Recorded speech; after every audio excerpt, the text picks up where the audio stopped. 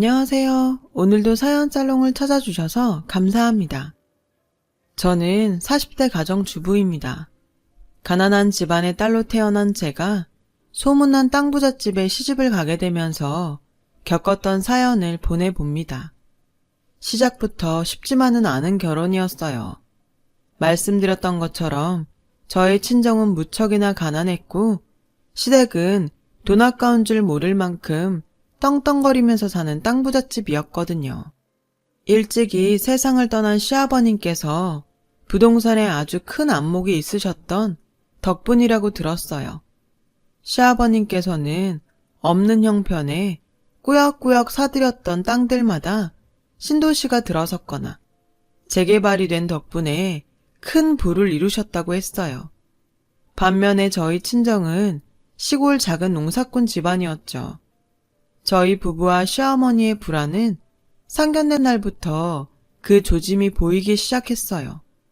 시어머니께서는 최고급 중식당에 예약을 잡아놓으시고는 저와 친정아버지를 위해서 짜장면과 짬뽕 딱 2가지만 주문하셨더라고요. 시어머니 당신과 제 남편 앞에는 온갖 호화로운 중국 음식들을 주르르 깔아놓으셨으면서요. 그러면서 친정아버지가 잠시 화장실에 다녀오는 틈을 타서 저에게 하시는 말씀이 아주 과간이더라고요. 없는 형편 감안해서 준비해봤어. 아무리 그래도 어머님 이건 너무하신 거 아닌가요? 너무하기는 너야 그렇다 쳐도 생전 구경도 못 해봤을 귀한 음식들 함부로 잡섰다가 노인네 탈이라도 나면 어쩌려고. 다 내가 생각이 깊어 이런 배려를 한 거야. 노인네 아니고 제 아버지세요. 상견례 자리고요. 예의를 좀 지켜주셨으면 하는데요. 그런 자리를 제 남편이 시어머니에게 크게 면박을 주고 유쾌한 너스레를 연신 떨어가며 모든 음식들을 다시 주문해 친정아버지와 함께 나누었기에 상견례를 버텨낼 수 있었어요. 아주 그나마 다행이었죠. 이렇게까지 해주는 남편이 세상 또 있을까 싶은 순간이었고요. 이처럼 시모의 큰 반대와 쉽지만은 않은 결혼 생활이 뻔히 보이는 상황 속에서도 제가 결혼을 감행했던 이유는 비록 물질적으로는 가난했지만 저의 마음만큼은 가난하지 않았던 까닭이에요. 결혼이라는 것은 서로 다른 두 집안의 결합이기에 조건의 일치는 꼭 필요하다고 생각해요.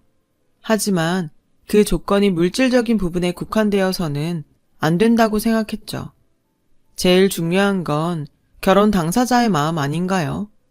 제가 남편을 친정 아버지만큼이나 사랑하고 남편도 저를 세상 무엇보다 사랑해 주었던 것과 같은 마음이요. 특히나 살림은 저와 남편이 차리는 것이지 저와 시어머니가 차리는 것도 아니라고 생각했거든요. 물론 시댁으로부터 금전적인 지원이라고는 10원 한 장 의존할 마음조차 없었기에 가능한 생각이었지만요. 제 착각이었을까요? 시어머니께서는 돈 많고 돈에 눈까지 멀어버린 데다가 심성 고약한 시모들의 못된 행동들을 그대로 답습하셨어요. 당연히 이 결혼 반댈세 하는 행패였죠. 저와 결혼하면 남편을 다시는 보지 않겠다느니, 유산은커녕 시댁에서 돈 한 푼 나올 기대조차 하지 말라느니, 심지어 저에게 남편 키운 값을 내어놓고 시집을 오라느니 따위에 아주 흔한 꼬장이었습니다. 시어머니께서는 거기에 그치지 않고 말끝마다 이런 소리를 덧붙이셨어요. 이 결혼이 정 그렇게 하고 싶거들라 내 눈에 흙부터 뿌려. 정말 그럴까요? 그렇게 해드리면 마음이 편해지시겠어요? 어머머 얘 좀 보게. 이래서 없이 산 것들이랑은 얘기부터 통하지를 않어. 어머님도 젊으셨을 적에 없이 사셨다고 들었는데요. 사실과 다른 부분이 있음 말씀해 주세요. 생각 같아서는 진짜로 눈에 황토 한 수저 넉넉히 넣어드리고 싶었어요. 하지만 꾹꾹 참았어요. 저도 친정아빠가 곱게 키워주신 딸인데 못된 시어머니랑 똑같이 굴기에는 체면이 너무 아까웠으니까요. 남편도 황토 한 수저 하는 저의 생각과 같은 마음이라고 해주었고 그만하면 잘 참았다고 하더군요. 그렇게 시어머니는 하루에도 너댓 번씩 저희 부부의 결혼을 반대하셨지만 저희 부부는 눈썹 하나 까닥하지 않았죠. 오히려 그럴수록 결혼을 향한 저희 부부의 간절함과 시어머니를 향한 남편의 실망만 커져갔을 뿐이었어요. 시어머니께서 그러거나 말거나 저희 부부는 결혼 준비를 착착 진행했어요.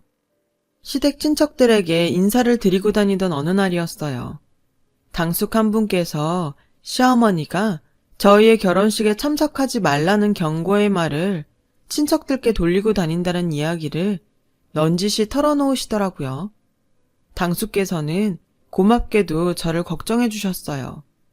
내 시어머니 될 여자가 절대로 만만한 사람이 아니야. 그래도 괜찮겠니? 솔직히 그런 걱정이 없다면 그건 거짓말이겠죠. 하지만 그렇다고 해서 결혼을 포기하기에는 저희 둘 서로에 대한 확신이 있어요. 그 여자 있는 티에 돈지랄이 여간하지가 않을 것인데 정말 감당할 수 있겠어? 그럼요. 돈을 무기로 쓰는 건 그 돈을 바라는 사람한테나 먹히는 거죠. 돈 보고 하는 결혼도 아니고 앞으로 시댁 재산에 눈독 들일 생각 추호도 없습니다. 그래. 그러면 우리가 자네의 힘이 되어줌세. 우리 믿고 잘 살아보시게나. 듣자 하니 평소 시어머니께서는 시댁 친척분들께 외면을 당하고 있는 눈치셨어요.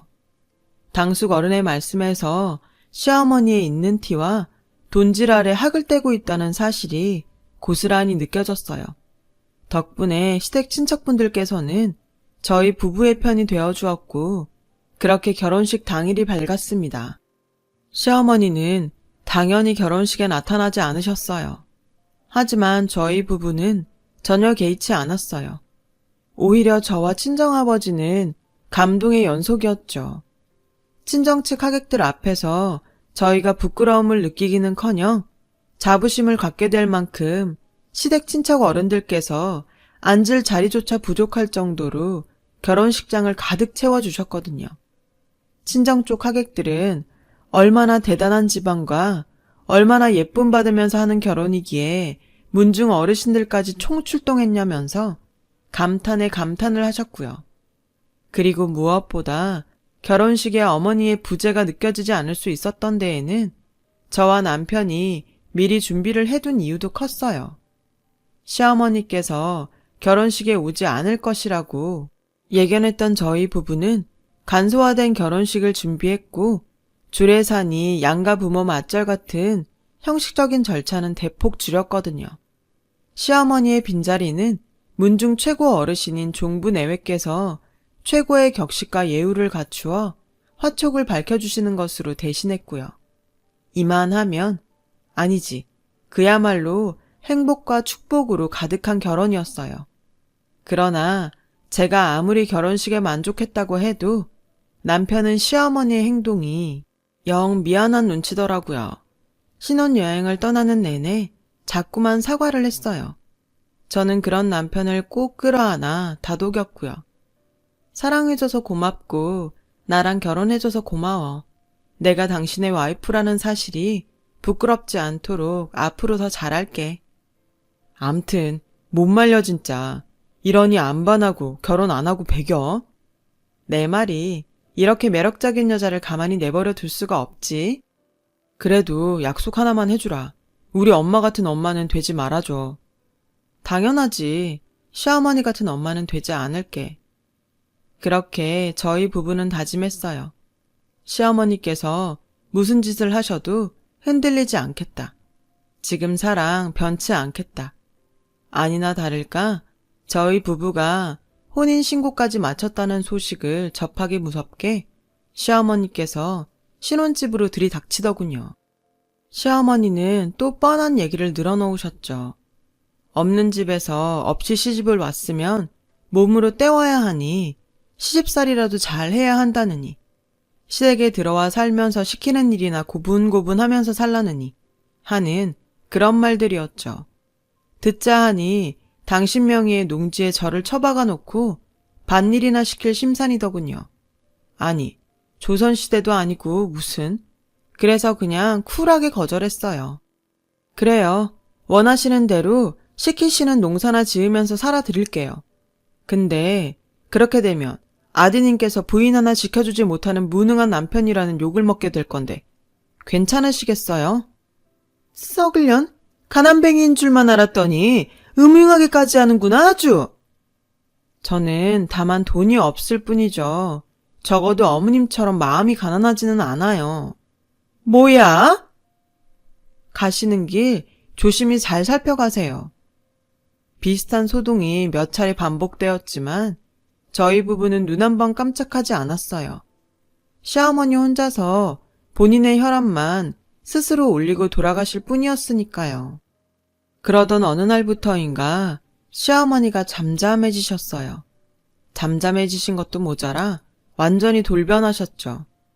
돈에 눈이 먼 몹쓸 시어머니의 모습은 간데없이 너무도 평온하고 저희 부부를 살갑게 대하는 천사표가 되셨죠. 그런 시어머니의 돌변한 행동에 자꾸만 불안해졌어요. 이대로 포기하실 만큼 만만한 시어머니가 아닐 테니까요. 뒤에서 무슨 일을 벌이고 계시는구나 싶었어요. 혹시나 하면 역시나 라고 하던가요. 저희 부부는 시댁 당숭어른으로부터 충격적인 소식을 듣게 되었어요. 시어머니께서 가지고 있던 토지를 저희 친정아버지에게 시세보다 훨씬 비싼 값에 팔은 것 같다는 이야기였어요. 당수거른의 말씀에 따르면 그 땅은 시어머니께서 일찍이 세상을 떠난 부동산 귀재 시아버지를 따라한답시고 나섰다가 사버린 이상한 땅들 중 하나라고 했습니다. 어느 정도로 이상한 땅이었냐면 연결되는 도로 같은 것도 하나 없는 엉뚱한 산골짜기인데다가 심지어 그린벨트로 묶여있기까지 한 땅이었어요. 시어머니는 그런 식으로 이상한 땅들을 전국 각지에서 사들였고 그 땅을 유지하기 위한 비용이 어마어마하게 들어가는 통에 시아버님이 남기신 그 많던 재산들이 눈에 띄게 줄어들고 있는 상황이라는 이야기도 들었죠. 이야기들을 종합한 저의 뇌리에 시어머니의 상황이 훤히 그려지더라고요. 시어머니께서는 엉뚱한 땅을 사느라 날려버린 돈 욕심에 미쳐버렸고 남편을 좋은 집안에 장가보내면서 그 손해를 메꾸어 보려고 하셨는데 덜컥 가난한 집안의 여식인 제가 시집을 와버렸던 것이었어요. 그것이 억울해서 저와 친정아버지께 돈 타령을 그렇게 해댔던 것이었고요. 기분이 더러웠죠. 무엇보다 헐값에 준다고 해도 안 가져갈 똥땅을 심지어 시세보다 훨씬 비싼 값에 팔았다는 사실에 시어머니를 향한 소름이 돋았어요. 저희 부부는 미처 마음을 추스를 겨를도 없이 급하게 친정아버지부터 찾아뵈었어요. 이게 다 무슨 얘기야? 아빠가 무슨 돈이 어디서 나가지고 땅을? 그냥 늙음하게 자연을 벗삼아 여생이나 보내볼까 싶어서 그랬지. 거짓말. 돌아가는 상황 대충 다 알겠으니까 솔직하게 얘기해줘요. 아휴, 그럼 어쩌니? 아들 키움값 보상하지 않으면 너희 부부 이혼시키겠다고 하루가 멀다 하고 행패해 협박을 그렇게 해대는데. 아빠도 참, 진짜. 아니 그렇다고 그걸 당해주는 사람이 어딨대요. 니들 알콩달콩 잘 사는 모습을 보니 차마 집안 어른 때문에 이혼까지는 안 되겠더라. 대출이든 뭐든 껴서 너희 부부 지켜줄 수 있으면 차라리 잘된 일이다 싶었지 뭐. 그게 부모 마음인 거야. 일단 알았어요. 아무 걱정하지 마. 듬직한 딸이랑 사위가 있는데 뭐가 걱정이래? 빚은 우리가 어떻게든 갚아 나갈게요. 시어머니께서는 저와 남편이 갖은 협박과 돈지랄에도 이혼을 할 기미가 보이지를 않자 친정 아버지를 괴롭혔던 것이었어요. 아들 키움값은 받아야겠다는 이유로 그 똥땅을 비싼 값에 팔아버린 것이죠. 아빠는 딸 자식이 파경을 맞을까 걱정하는 마음에 끌어올 수 있는 빚이란 빚은 모조리 끌어다 쓰면서까지 똥땅을 살 수밖에 없었댔습니다. 걱정이 오죽 심했으면 그 사이 친정아버지께서 많이 늙으셨더라고요. 친정아버지께서 사체에 손을 대지 않은 것만 해도 다행일 지경이었고요. 시어머니의 해괴한 행동에 분노한 저희 부부는 며칠 생각을 정리했어요. 그리고는 시댁 친척 어른들을 찾아뵈었고 모든 사실을 털어놓으며 시어머니와의 의절을 하겠다는 뜻을 전했습니다. 시댁 친척 어른들께서는 저희 부부가 결혼식을 올리던 그때처럼 저희의 힘이 되어주셨어요. 거칠 것이 없어진 저희 부부는 곧장 시어머니에게 향했어요. 그리고 의절을 선언했습니다. 왕따라고 들어보셨어요?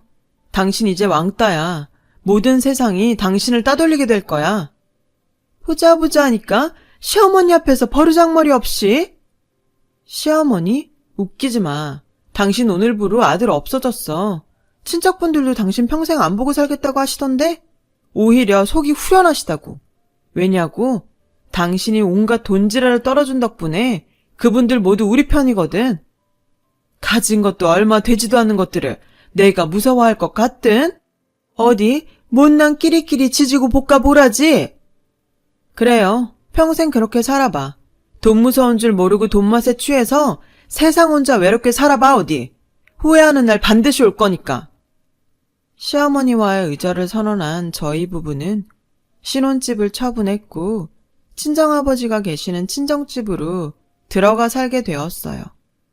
신혼집을 처분한 돈으로는 친정아버지가 똥땅을 사느라 끌어와야만 했던 대출 원금의 일부를 갚았죠. 이후 저희 부부는 친정아버지를 극진하게 모시고 살면서 열심히 일했어요.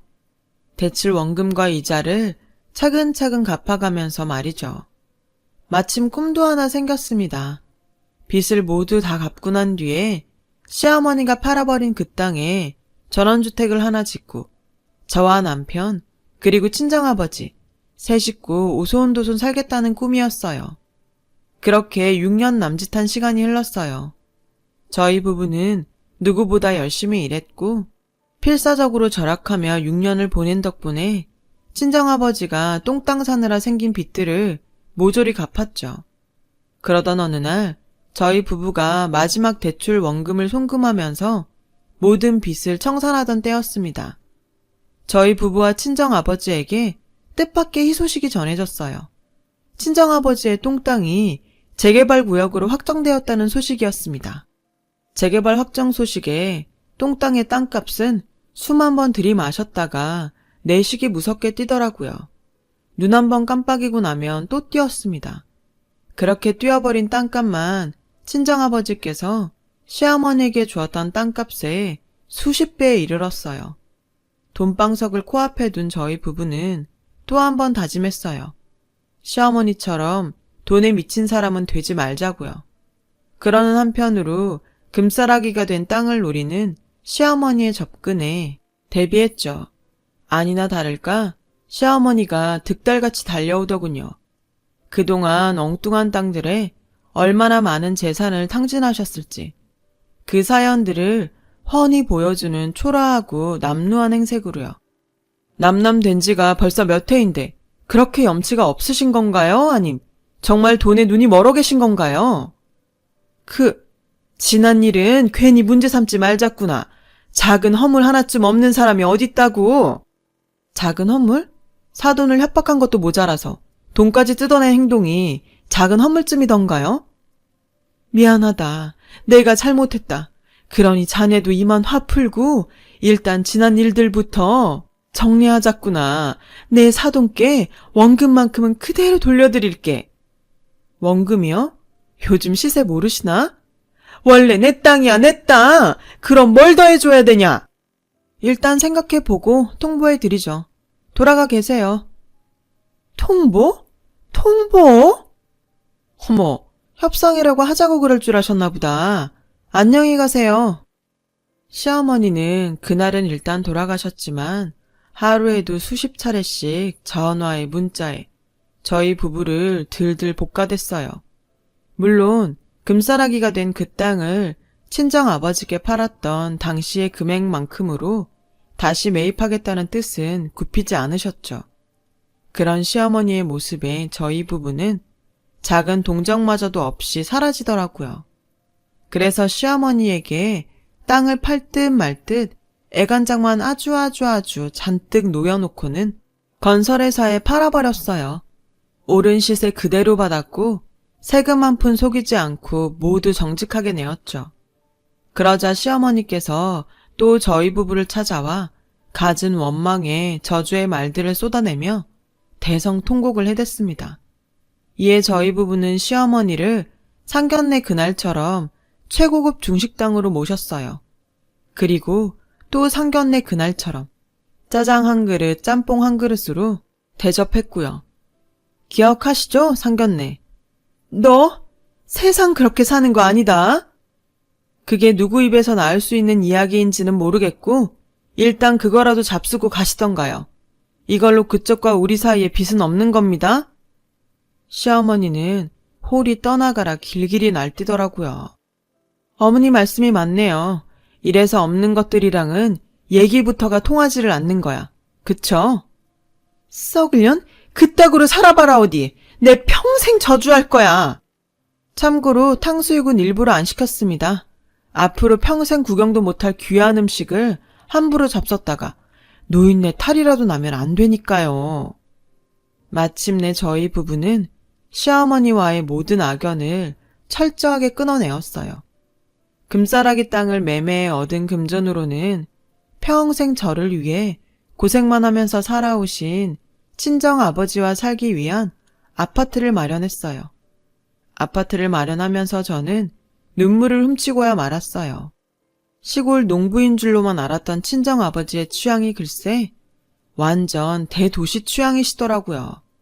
특히나 강남 주상복합 아파트를 선호하셨습니다. 그런 분께서 오직 저 하나만을 위해 좋아하지도 않는 시골에서 농사를 지으셨다고 생각하니 눈물이 멈추지를 않았어요.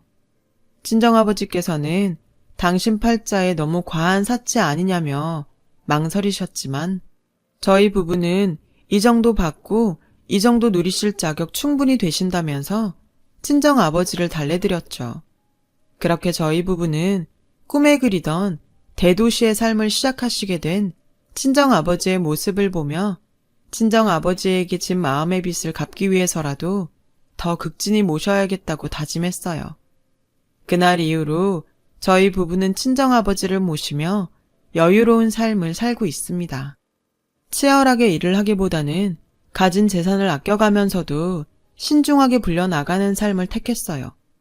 여유로운 시간 동안을 서로 더 많이 사랑하며 지내기로 했어요. 저희 부부에게 힘이 되어주셨던 시댁 친척 어르신들을 위해 집안의 대소사도 마다하지 않고 도와드렸죠. 그렇게 평화롭기만 하던 어느 날, 시댁 당숙 어른으로부터 시어머니의 근황이 들려왔습니다.